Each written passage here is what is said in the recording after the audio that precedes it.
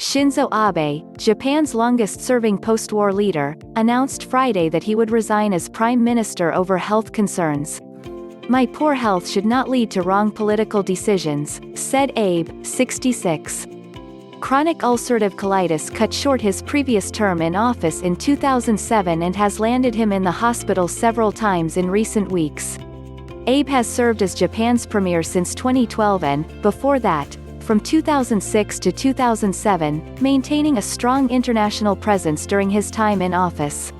He has left an indelible mark on the country's economic and defense policies, and maintained high-profile relationships with foreign allies, including President Trump. His resignation comes as Japan struggles to curb the novel coronavirus pandemic and the country plans for next year's rescheduled Tokyo Olympics.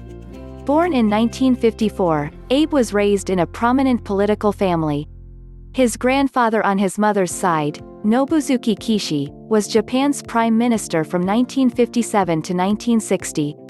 A wartime leader, Kishi was imprisoned by the United States as a suspected war criminal for 3.5 years before returning to domestic politics. Abe's father was Shintaro Abe, Japan's foreign minister from 1982 to 1986. 2 years after his father's death in 1991, Abe was elected to represent Yamaguchi Prefecture in Japan's House of Representatives. Like his relatives, he served as part of the Liberal Democratic Party, a center-right party that has dominated Japanese electoral politics since 1955.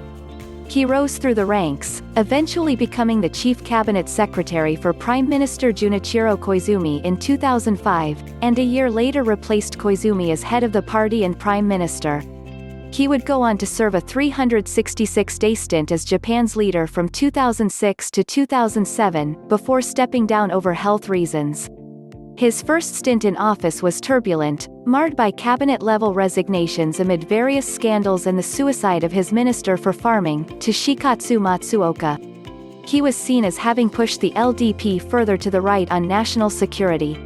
5 years later, he staged an unlikely comeback, bringing the LDP back to power and ending a period of political instability that had seen 14 leadership changes in 2 decades. Abe became Japan's leader after a period of political and economic stagnation that followed the country's post-war boom.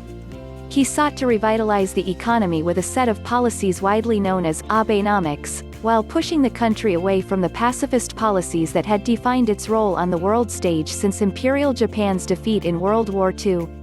Abenomics was a shock therapy policy. The three-arrow strategy called for a combination of monetary easing, government spending and economic reforms to end a period of lost growth that had stretched since the 1990s. Debate over whether the strategy worked still rages. The pandemic has been a major economic setback, erasing gains.